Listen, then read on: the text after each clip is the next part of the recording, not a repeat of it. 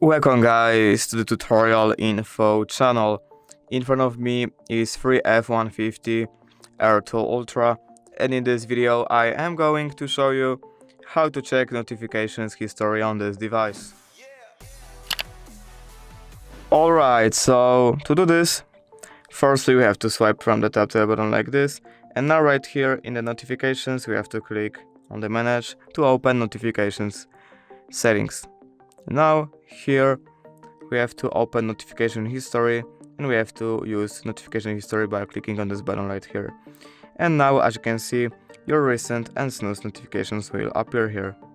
So that's how you can check notification history. If you did enjoy this video, leave a like and subscribe. Thank you guys for watching. Bye!